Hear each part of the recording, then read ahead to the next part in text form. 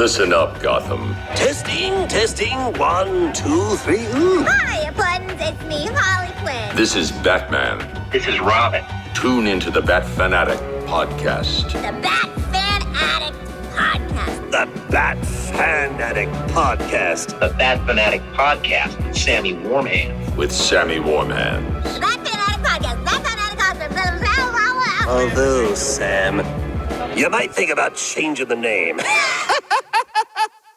Hey everybody, it's the Dark Knight of Rap, Sammy Warmhands, and this is the Bat Fanatic Podcast. As always, I'll be joined by Grandpa Batman and Slam Dunk Dave, but first, I want to shout out our brand new sponsor, nerdcrawler.com. They are an online marketplace for sketches, original art, and signed books from your favorite comic creators like Art Germ, Frank Cho, and many, many more.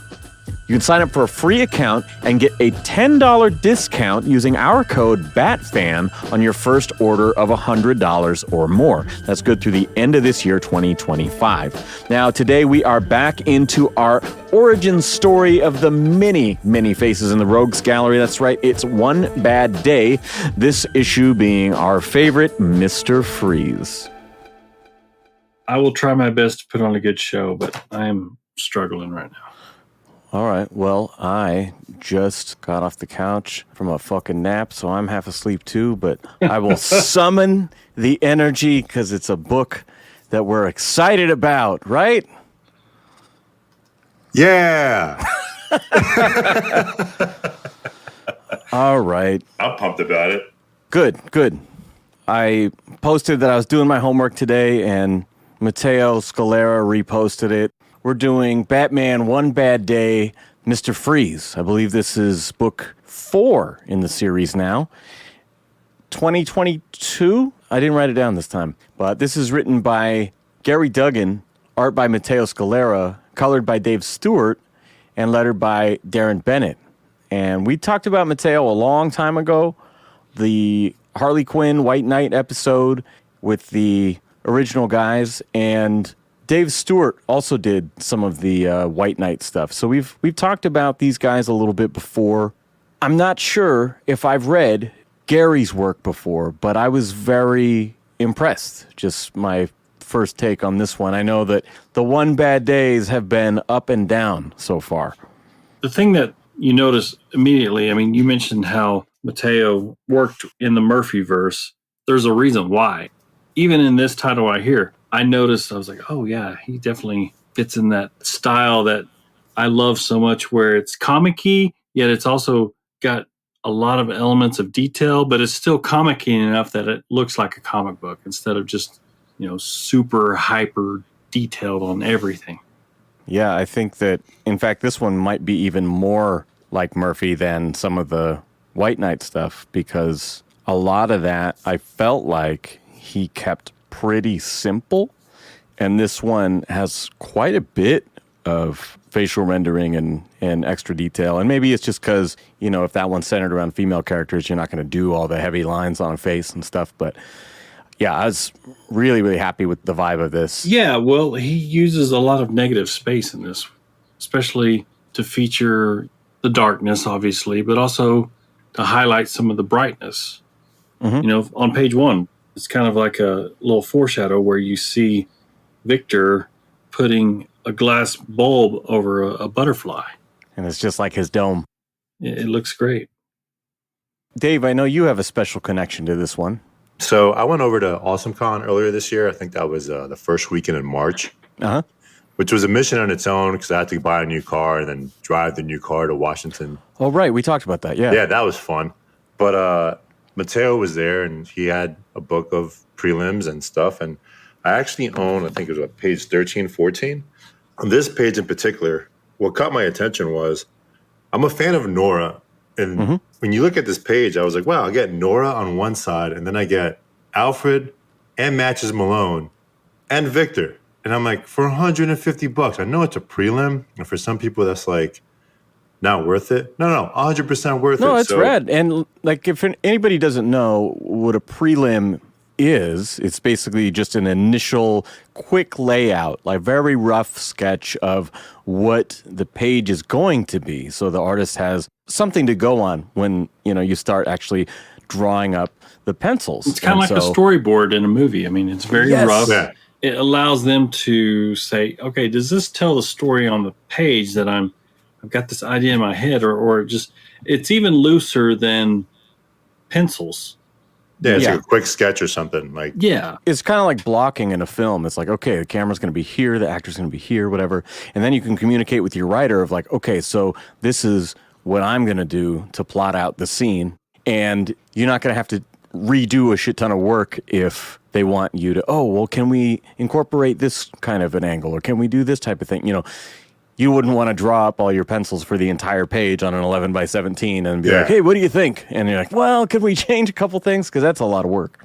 yeah, so I picked that up before we read the story. So I was a little excited to finally read this because it's like, all right, I kind of own something that belongs to this. Oh, so this is your first time reading it. Yeah. Cool. Well, what's really cool about the picture you shared of the prelims is how on point the final art is compared to just what Yeah. the rough sketch prelims are. It's a very clear vision. Yeah. Definitely stole that one for $150. So my first time reading this book was actually pretty crazy. I was at Emerald City Comic Con about 2 months before this came out, and I met Mateo and his rep, Jason, from Essential Sequential. And when I told him I was really excited for this book, Jason says, oh, do you want to see it? I'm like, what?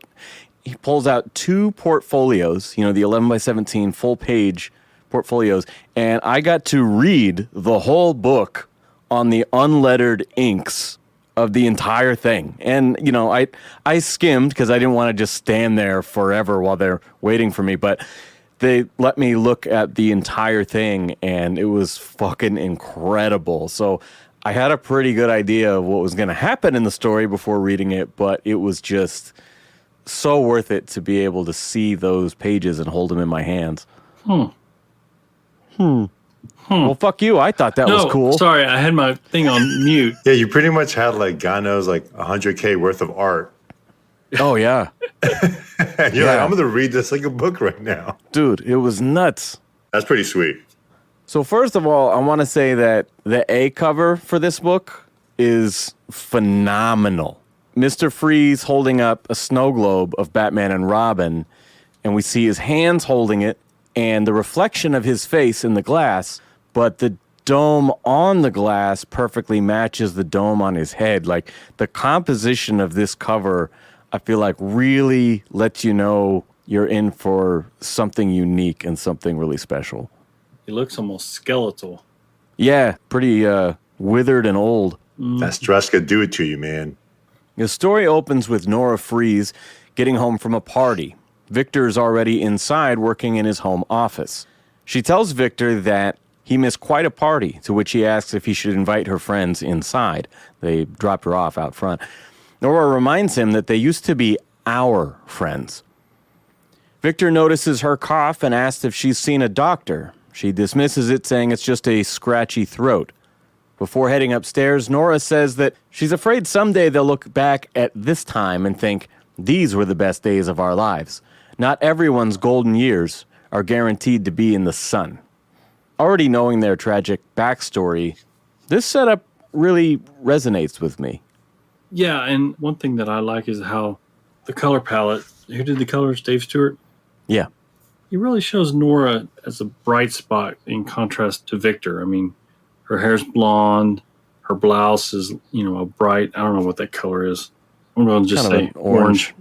And everything that she touches is bright. And And he's a shadow. all you see really are his glasses that stick out. And, it's kind of foreshadowing what comes later, but that's what you notice the most about him. He's dark. He's cold. Even Yeah. the way he talks to her, he asks, are you seeing someone? And then he follows it up about the cough. Yeah. So you kind of get the sense that he's very controlling. Yeah. He's very observant. You just see him staring at everything and watching everything. He has to say something about anything that's different, that's not going his way and such. We cut to the title card, The Darkest Winter.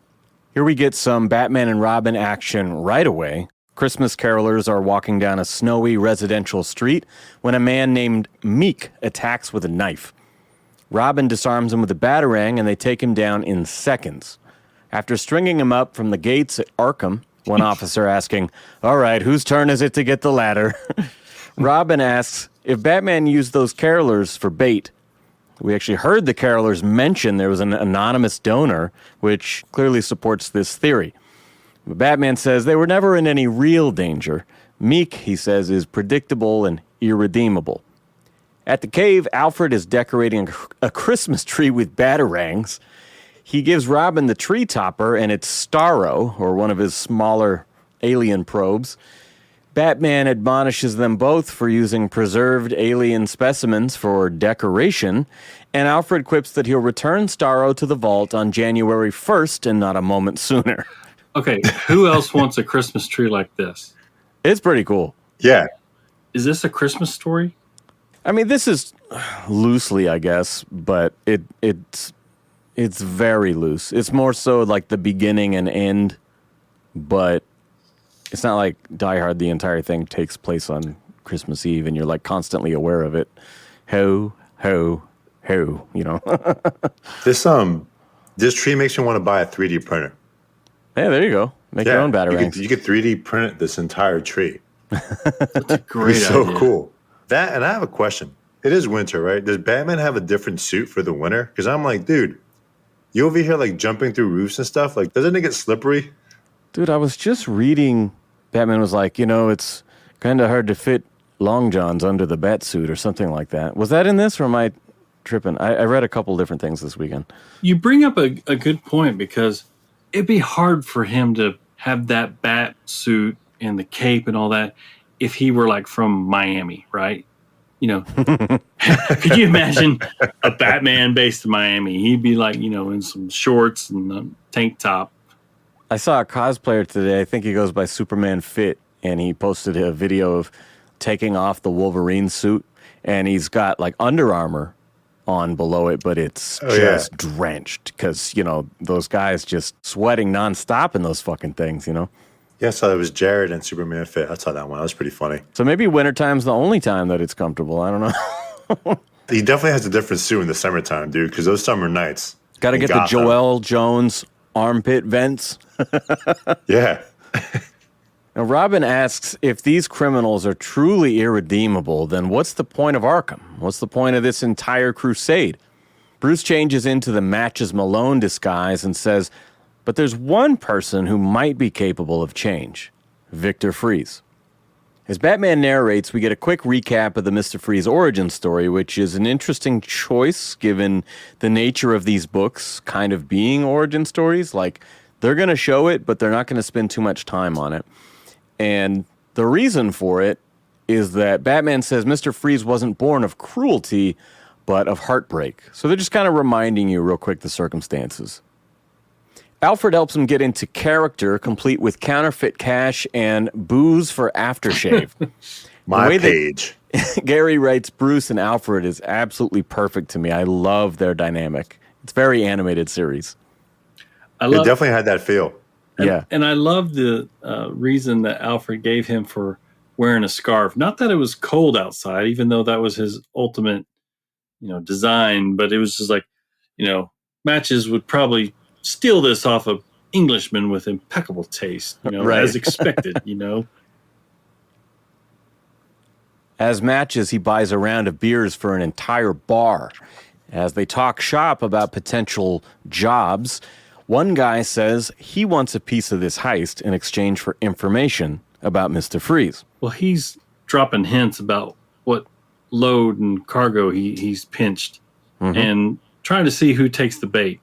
Because he knows that this place is where all the goons kind of collect and hang out.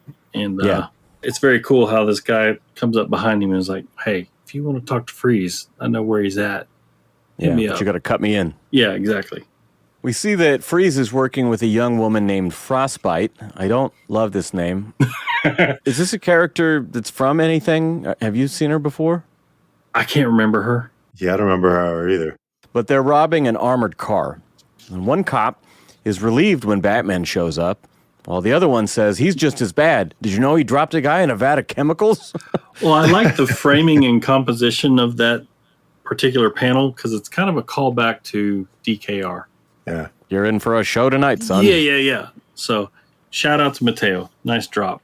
That and once Mr. Freeze is introduced, he has the best bars. Oh, yeah. Everything he says is like legit gives you chills. And like, yo, that's a bad guy Was that a pun intended? all day. Shut up. But yeah, when Freeze first walks up, after Frostbite stops the truck or whatever, and then we see that silhouette of him walking up with the red eyes and shit, it's like, oh my God, that's fucking iconic. I think Mr. Freeze is really my favorite rogue. Really? Yeah, he really is because he's so cool. Another pun. And he's not overused either. No, he's You know? not overused. You know, I love the way that they've actually given him a story with a little bit of a purpose. He's just not a crazy guy. He's not the Joker. And like whether it's the Paul Dini version or this Gary Duggan version or the Scott Snyder version, you know, they all have human backstories. And they can all be very different, but you kind of understand the person and their motivation, even if you don't agree with it. I was thinking about this. I was like, he reminds me of like a Darth Vader. Okay. You know, he's just super intimidating. And I mean, on the surface, you're like, man, I don't want to deal with this dude. He's ruthless. He's just badass. But under the surface, you realize that all of this is driven by pain. And I like that when they were writing Heart of Ice, it was either Dini or Bruce Timm who said they were thinking about, okay, so this guy is totally emotionless, right? He's like the ultimate stoic. So if that's the case, what caused him to shut down his emotions in this way? And so that's when they came up with that backstory. And so it is kind of perfect that it's one of these people that is just so hurt that he has to compartmentalize and live the rest of his life this way. And this book does a brilliant subversion on that because he is everything we know, but is it real? You know? Like, Right. Yeah. and there's a facade in that, and I really think that's clever. So we'll get to that. But I was going to say this must be an early story because Freeze appears to be meeting Robin for the first time. Well, also, one thing that kind of confused me is that, you know, when they first freeze the security truck, he's got some kind of like frost powers. yeah, he takes off his gloves and just blasts it, which is how they did him on the Batman, the animated show from like 20 years ago. He didn't use a freeze ray. He just used his hands. I didn't watch that, but okay. It's a great show, but I've just seen other versions that do this kind of thing before. Cool. So a little nod to that. Yeah. So Robin says this is a personal matter concerning your wife. And Freeze orders Frostbite to leave them alone and actually never comes back the rest of the story.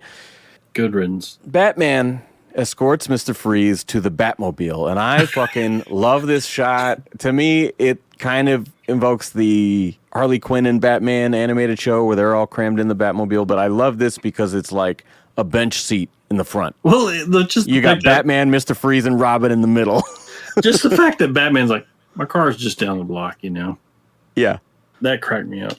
Robin's smile is hysterical. And he's like breathing the fucking So mist in good. the air. You can see how cold it is in there.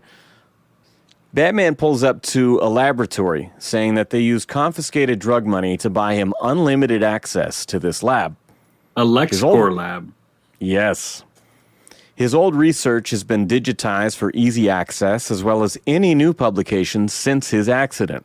Freeze insists that he will not risk moving Nora until absolutely necessary, but does seem grateful in his own way.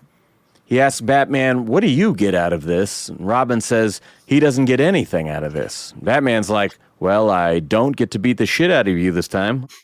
That's a plus. A lot happens on the next couple pages, including, for some reason, Batman and Robin disguised as Santa and an elf taking down a criminal on a crowded street. So I guess you could say, yeah, this is kind of a Christmas story. More importantly, the narration is a letter from Nora telling Victor that he's got a big heart, but it's unguarded. He takes things way too personally. She believes that he resents her for living her life when all he seems to care about is his work. Nora writes that he's such a hothead that it can be intimidating even to her. Here we get a great scene of him lying in her hospital bed while he insists that the science will save her. There's a knock at the door, and he dismisses it, saying, "Oh, it was just a nurse." And with a tear in her eye, she wishes that her friends could come visit. As Dunk said earlier, it's clear that he is very controlling and I think we could say at this point emotionally abusive. Oh, yeah, very much so. Even keeps out the friends that she loves. Yeah, and we don't know that, but she's definitely feeling that way. Right. Yeah, and it's probably like all the guilt from like controlling her all that time is what fuels this, bringing her back where he can make up for it. Sure. Nora says not to focus on losing her and to carry on with his life. It's better to have loved and lost, she says. We cut to present day. Victor's initial unthawing test has failed, and he smashes the lab in a fit of rage. When Batman and Robin arrive on the scene, he's nowhere to be found. Batman visits Nora's old friend David, who says that Victor was her first disease and the worst thing to ever happen to her. Now, when I started reading this page here... Your pants were down and you were... No. That was before. I was waiting for the twist. I was waiting for Batman to discover that this guy was the actual cause of her illness. Like he had done something to her because he couldn't have her. Maybe they had been secretly having an affair or something like that. Because if you read in the beginning, he's jealous because he says, "Are you seeing someone?" Yeah, and that cough. And I thought that this was going to be the twist where they actually had been involved. Maybe it's because I watched a few movies this weekend where douchebag men are the bad guys that I was just like, oh yeah, Victor sucks. He sucked before all this. You know, I was just, I didn't have any nefarious theories about what Nora was doing. It was just like, ugh, men. I was actually kind of the same note with Gramps here because I was like, she was going out, the cough, I'm like, someone got her sick. You know, he seemed very observant of her friends. So I was like, wait a minute, is she sleeping with someone? Like, is that where all this is coming from? You misogynists. I did call him controlling. She's like, I'm trying to just live our life the way we lived it before, and you never want to leave this fucking house. And like, she makes this comment, does he think that my life starts and stops time when I'm not with him? Like, do I not exist outside of this house, you know? So he explains that, David explains that when he and the rest of Nora's friends came to visit on her deathbed, Victor turned them away. David says that she had a living will about wanting to die with dignity and how everything was planned out, and that Victor must have destroyed it because he clearly went against her wishes. And to skip ahead just a little bit, we see Victor actually putting her in the car outside the hospital, and she asks, "Are you doing this to help me or to help you?" And I really like all this stuff because they're planting the seeds of this thing we know as a life-saving technology and so essential to his origin being portrayed in a slightly different light. And they haven't quite dropped the hammer yet, but it's like, oh man, this seems Maybe he really is a monster. wrong. Right. Yeah. Maybe keeping her alive in the way that she is, maybe it is just a selfish want where he can still keep control. Yeah. Back at the cave, Batman puts on the new prototype sun suit. When confronting Mr. Freeze, Batman mentions the will and asks if he even tried to get her out of the ice. Freeze insists that her diagnosis was the worst day of his life. Batman's not quite buying it, saying that it sounds like Nora's worst day was the day that she met you. I'm like, God damn. They're going at it. Yeah. I like that suit design of the sun suit, but what I really like is that panel where Mr. Freeze is get the helmet off and it's like you see the cold vapor just coming off around his suit. Yeah. Badass. The ground cracks below Batman, and Robin is now left to fight alone. And I actually kind of like this because not only does it prove his value as a teammate, but he understands the situation. He's mature beyond his years. He says, I can't believe we thought you could change. And this is so good. Mr. Freeze goes, change? Do you know why my life is the way that it is? Because I like it this way. And then he goes on kind of a sexist rant about now she's never running off and spending my money and she's here at home where she belongs and all this shit. I'm like, yeah, this guy's just a fucking dick. Like, plain and simple, man. Like, He just wants a trophy wife. Stay at home. exactly. And like Oh, it she had said was. before, like, am I not a real person? Does the world stop when I leave these walls? Do I not fucking matter? You know, do I not get a say in my own life and death? Yeah, give her more of a voice compared to what we typically get in stories from her. Yeah, she's kind of just the token, you know. The ground cracks again. This is because of all of the freezing, all of the ice that he's using. And Robin uses the grapnel to suspend Nora's chamber while Freeze and everything else falls below. I really thought that was clever. He's like, oh shit, the ground's falling. I'm not going to look out for myself. I'm going to look out for her because there's an innocent person still in this room.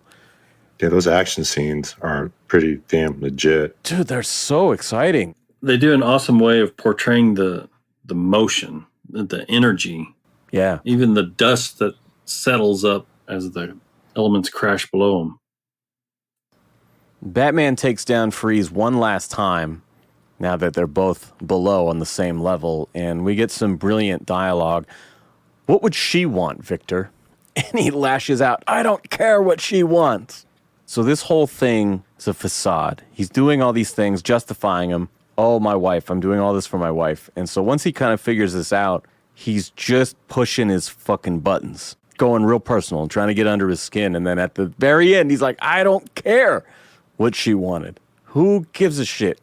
That's the epiphany of the story of like, oh yeah, you never did care, did you? This was all about you. All about him. It's all about And then here's what's really cool. That scene where Batman is standing over the defeated Mr. Freeze. Look over Batman's shoulder and you see a blue little butterfly flying away. That kind of leads back to the butterfly on page 1. Yeah, Oh, that's great cool. catch. And I like how he's just like head hanging, as emotional as he could look. You know, he's got Yeah. the gritted teeth, and you could imagine if this was a normal person, he might shed a tear.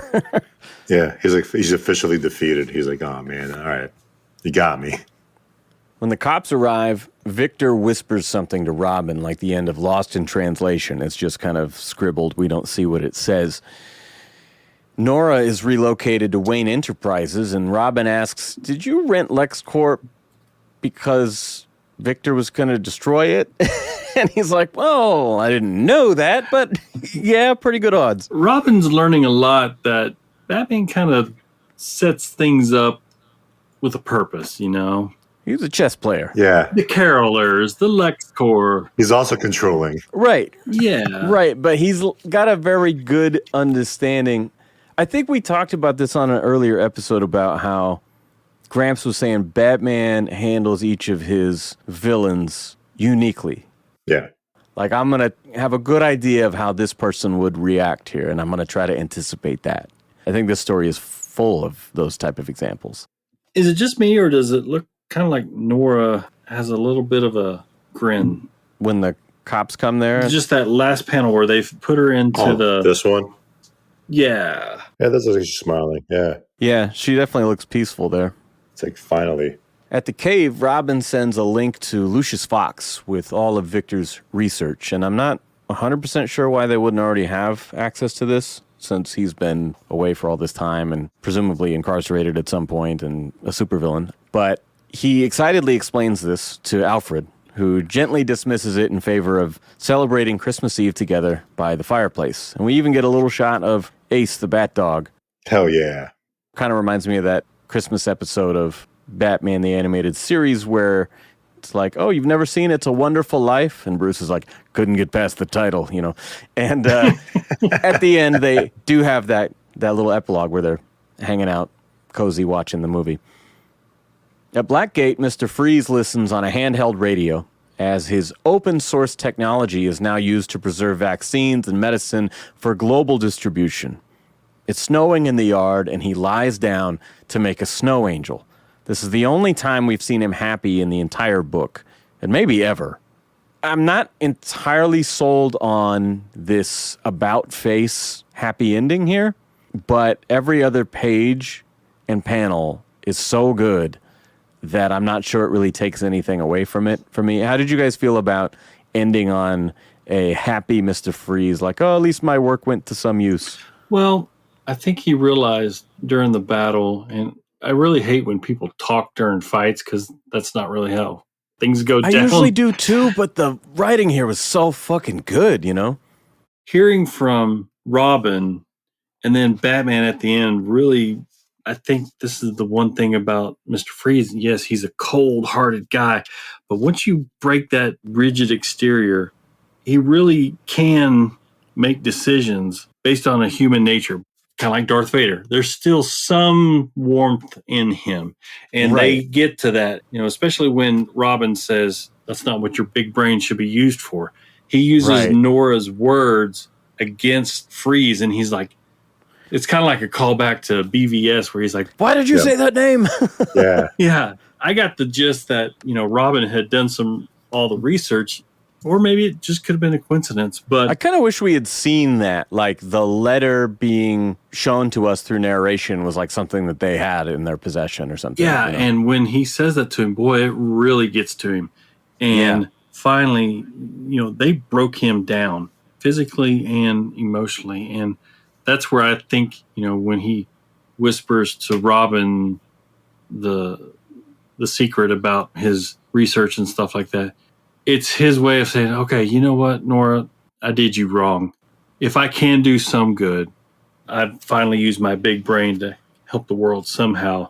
And it gives him a little reprieve from the cold loneliness that he's imprisoned himself in. You know what would have been crazy? I just thought of this, but what if they found her will and they pulled the plug? They mentioned a couple different times, like she wanted to die with dignity, and like he's taking her out of the hospital. Like, are you doing this for me or for you? Right. And then we have this big epiphany of like, oh, it was never about her to begin with.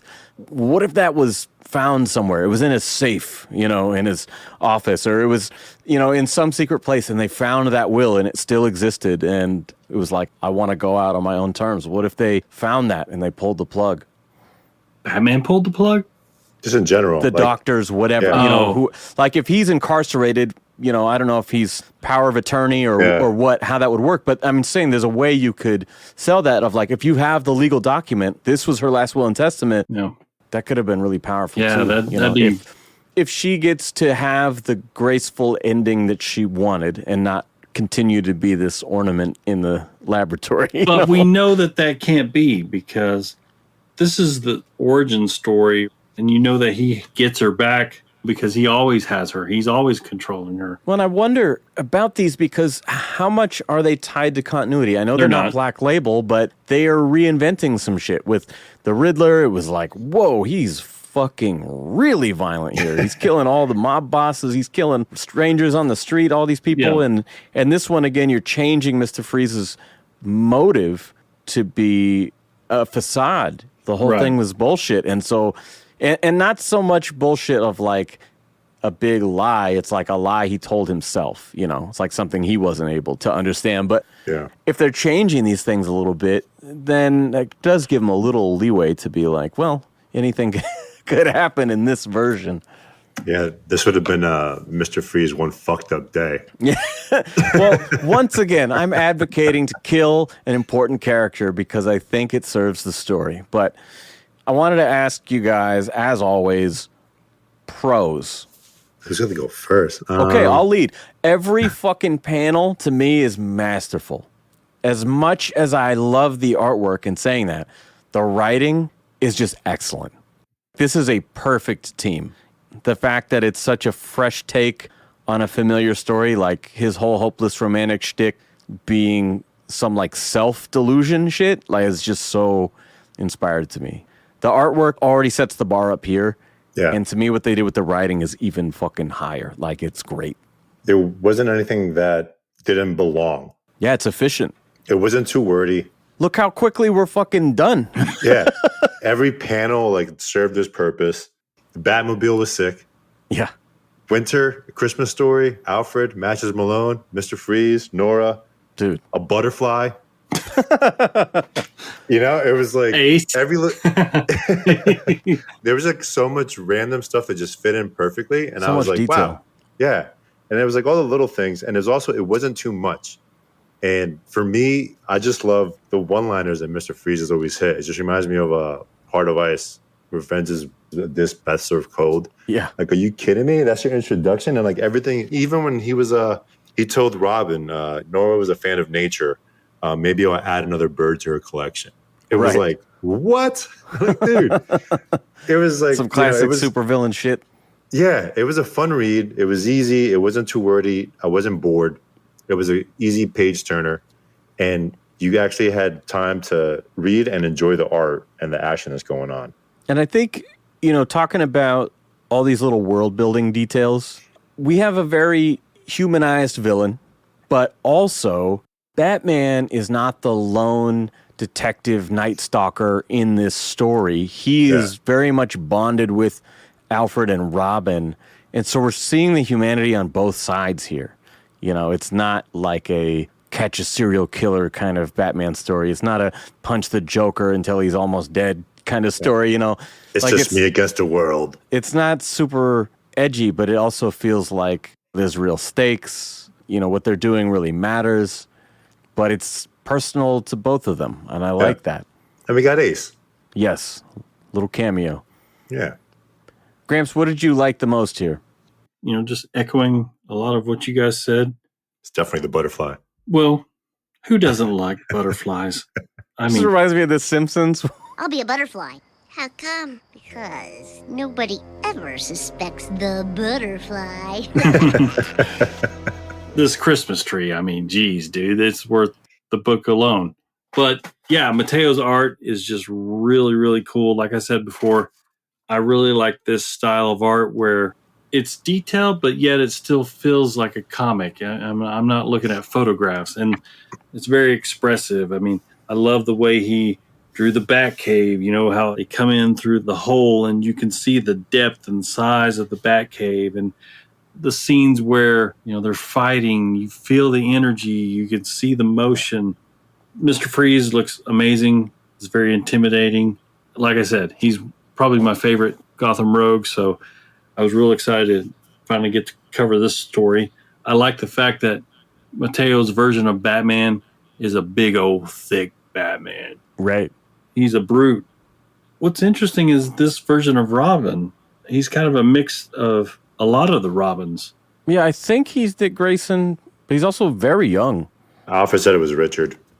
Oh, he did? Okay. Yeah, but he looks like Damian, and he's kind of got some of the tech aspects of Tim Drake. Mhm. So he's kind of a mixture of them. And then he fights kind of like Jason Todd. He's pretty intense when he takes on Victor Freeze.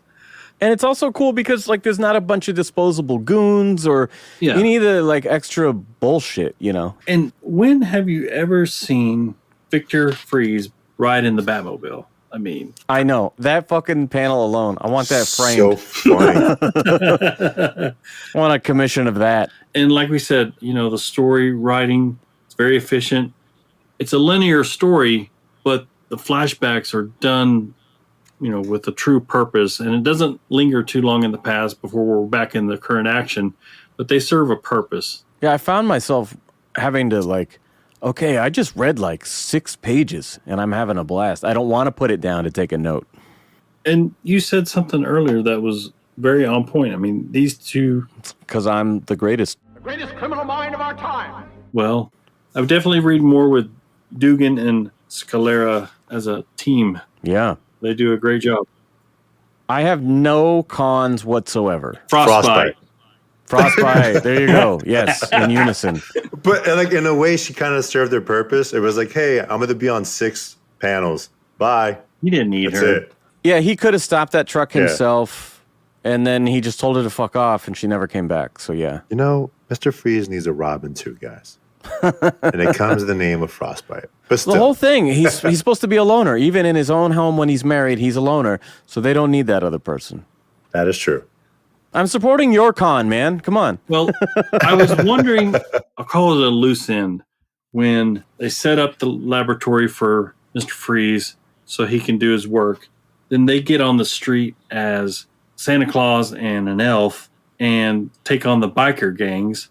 I was wanting to see where, kind of like how Batman had set up the trap for Meek, I was wanting them to say or show where basically they were just getting Mr. Freeze out of the way so they could focus on maybe this other mission, side mission, using the Santa Claus disguise so they could actually get on the street and stuff like that.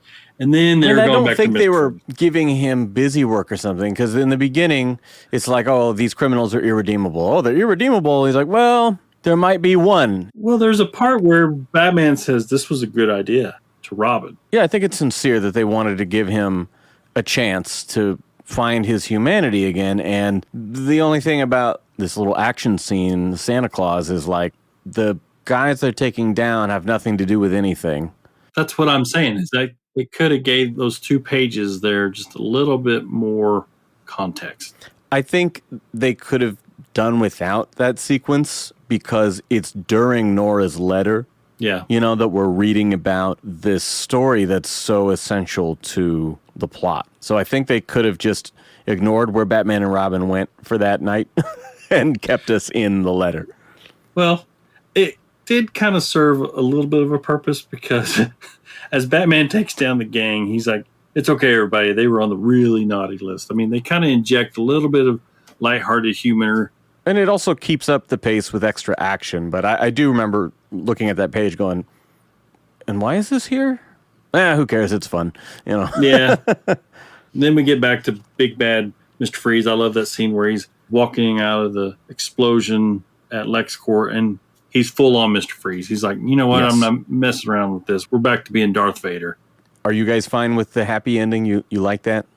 It's different. Who's not? Yeah, I like happy ending. it. Just makes it feel like a Christmas book. Sure, yeah. You need a happy ending, right? It's like, I did have one question. I was like, why does Batman get to wear this sunsuit and then Robin's still back in his cloth suit? Well, yeah, he put on this thing, and then Robin's like, well, you're not leaving me behind. We're a team in this war on criminals. He can't get this special armored suit. He's Well, got he's to go in his... He's like, okay, but you better stay behind me. That was basically all he said. He's like, I don't have one of these shits for you.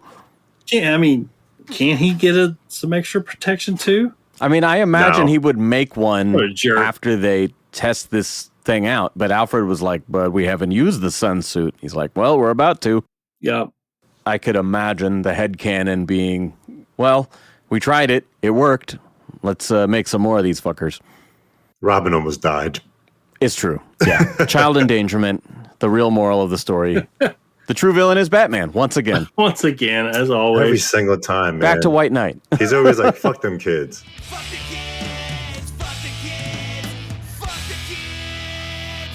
I'm going to lead off with the rating. I really have no complaints. I had a great time. I'm going to throw out the 5 out of 5. Wowzers. Yeah, I'm not saying it's like an all-time classic, but I'm saying I had a great time. It was a great team. I got no complaints, really. It's 5 to me. Even with the happy ending, you giving a 5? Yeah, like Okay. we're talking about good faith criticism, Cult of the Batman.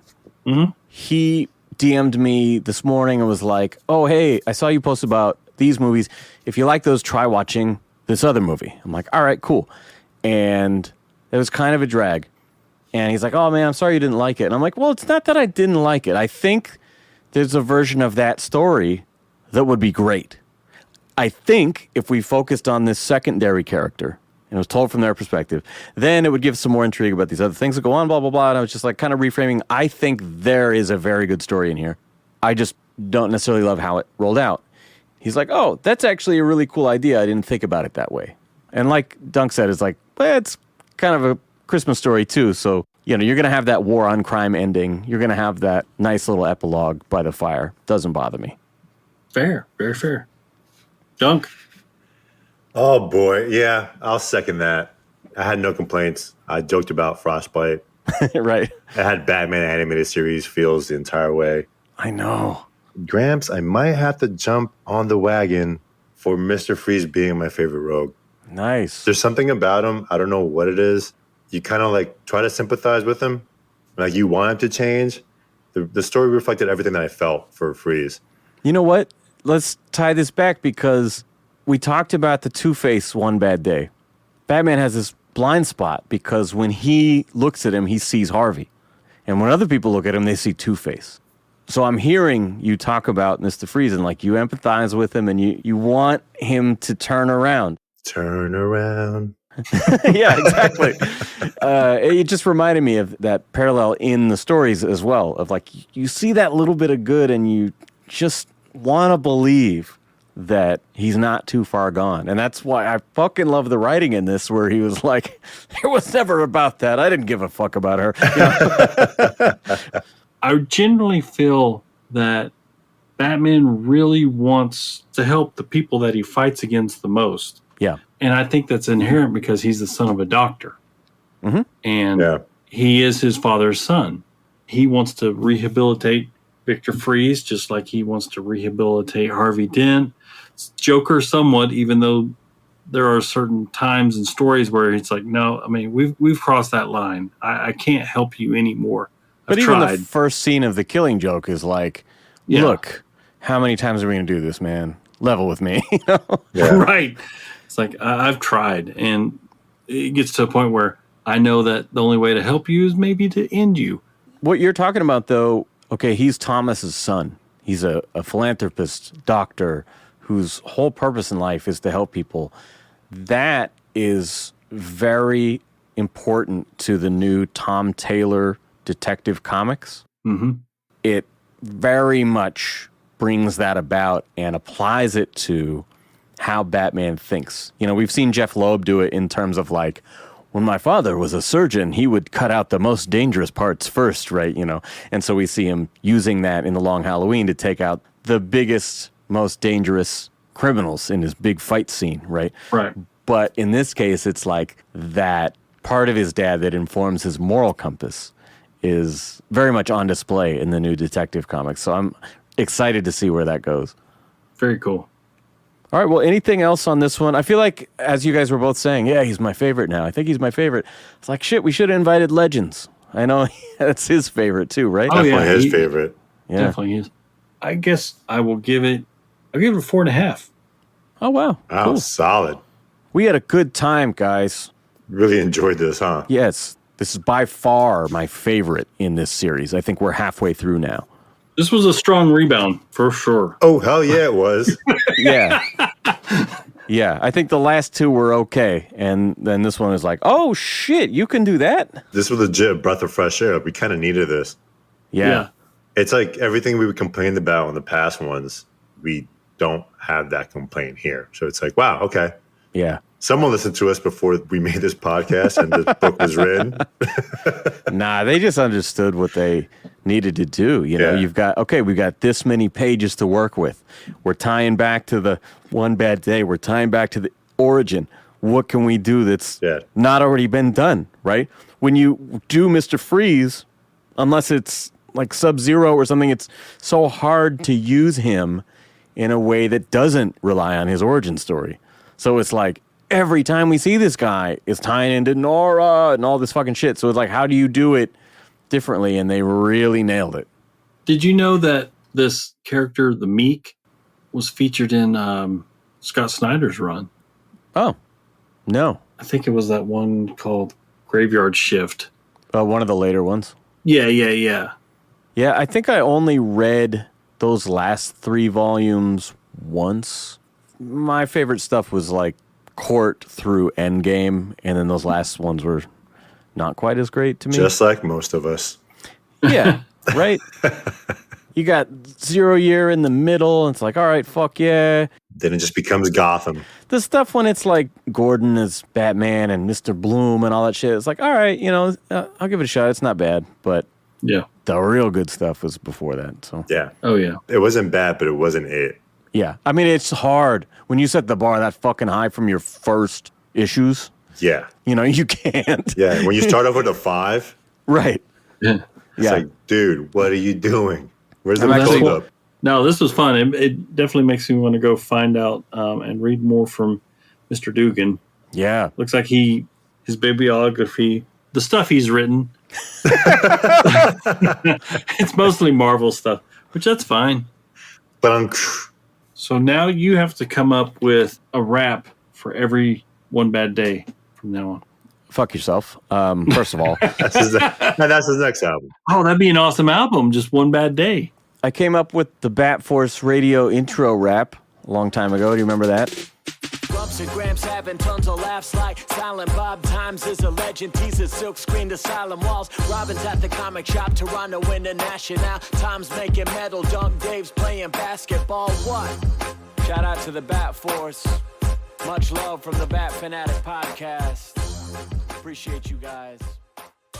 All right, that is our show. Thank you guys so much for listening. And we're going to come back with another video episode. Bat Fanatic Fridays, that's what we're calling them. I hope you guys enjoyed the first one, What Are You Reading?, where we went through what's on your pull list, what's on your shelf that you've been reading lately, you know, all the things that we're not reviewing for the show. The idea is we are going to start adding more video content straight to YouTube. I'll still upload them to the stream here, but they will be uncut. So it's a little more entertaining with a visual aid, not quite as streamlined as the stuff you listen to here, but it allows me to have more fun with the show without having to do so much post-production and hopefully give you more episodes while we're at it. So stay tuned for another Bat Fanatic Friday with our top 5 comic book movies.